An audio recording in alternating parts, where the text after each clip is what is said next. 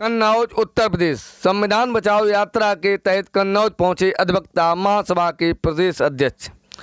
जनपद कन्नौज तिरवा रोड स्थित पार्टी कार्यालय पर पहुंचे अधिवक्ता महासभा के प्रदेश अध्यक्ष के नेतृत्व में यात्रा 31 अगस्त को शुरू हुई थी।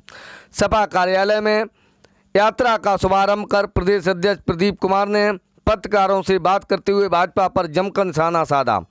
उन्होंने कहा कि भारतीय जनता पार्टी आरएसएस का काम कर रही है। भारतीय जनता पार्टी नई शिक्षा नीति लाने की बात कर रही है, क्योंकि इस शिक्षा नीति में समाजवाद का शब्द हटाकर आरएसएस की पढ़ाई शुरू करने की तैयारी पूरी तरह से करे हुए है। भाजपा ने नया संसद भी बना लिया है और नए संसद में नए संविधान का आयोजन करेगी। इसी को देखते हुए भारत के हर नागरिक को हमारी इस यात्रा का सपोर्ट करना है। हमारी यात्रा संविधान बचाओ यह देश हित के लिए शुरू की गई, क्योंकि हमारे संविधान में शोषित दबे कुचले वर्ग के लोगों को बराबरी का हक है। उसी अधिकारों को भाजपा सरकार खत्म कर इन लोगों को अपना गुलाम बनाने की राजनीति करना चाहती है, जो आरएसएस की ये संविधान बचाओ यात्रा है। अब संविधान बचाओ संकल्प यात्रा ये 31 अगस्त से शुरू होकर के ये चल रही है। माननीय नेताजी श्री मुलायम सिंह यादव जी की आवाज़ से शुरू हुई थी 31 अगस्त को, और ये इसका दूसरा चरण है।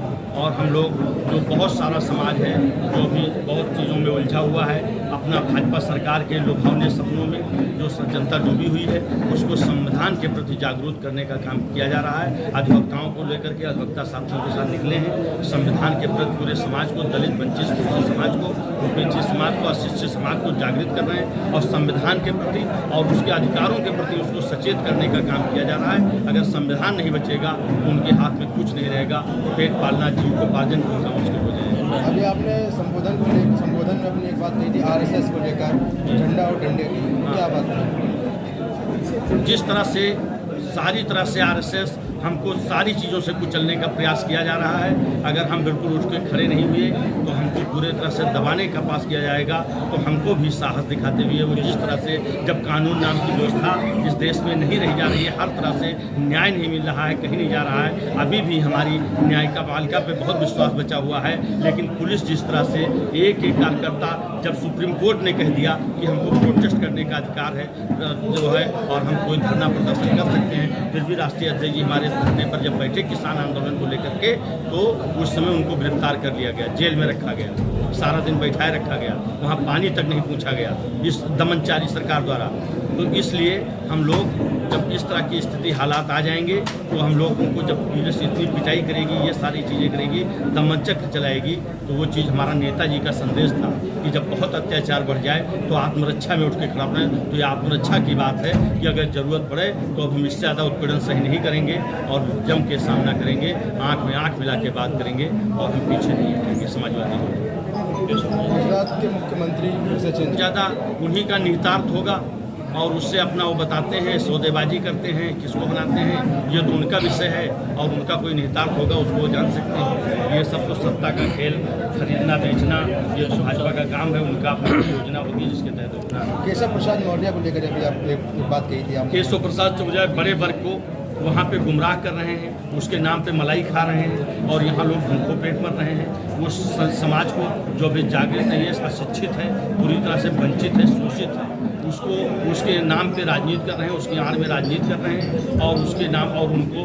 पेट तक पालने में मुश्किल हो रही है। समाज को, बड़े समाज को गुमराह कर रहे हैं। नई शिक्षा नीति को लेकर आपने क्या था? नई शिक्षा नीति में समाजवाद शब्द और पंथनिरपेक्ष जो संविधान की आत्मा है, जो संविधान की प्रस्तावना में है, संविधान का ढांचा है, ये दो शब्द विशेष रूप से उन्हीं को नई शिक्षा नीति में नहीं पढ़ाया जाएगा। हमको लग रहा है आरएसएस अपने नागपुर का कोर्स या और भी जो चीज़ें हैं उसको पढ़ाएगी, तभी उसने समाज। इसलिए भारतीय संविधान को बनाते समय भी भाजपा इसके खिलाफ, आरएसएस इसके खिलाफ में थी। वो कभी नहीं चाहती थी ऐसी आज़ादी। वो कहती थी कि ये आज़ादी हम कुछ दिन और हम गुलामी कर लेंगे, वो तो ठीक है, लेकिन हमें ऐसी आज़ादी नहीं चाहिए जिसमें मतलब दलित, वंचित, शोषित और पिछड़े दलित और अल्पसंख्यक मुस्लिम इनको बराबर का हक मिले। इसके हक में वो कभी नहीं थी, इसके फेवर में कभी नहीं थी। इसलिए संविधान उसमें बन गया, इसलिए उस संविधान को हमेशा नष्ट करने के प्रयास में शुरू से आरएसएस लगी हुई है। और उसका ये सपना है, जैसा कि सुनने में जो आरएसएस के लोग बताते हैं कि 2027 में इस भारतीय बाबा साहब के संविधान को जला करके और मनुस्मृति के संविधान को,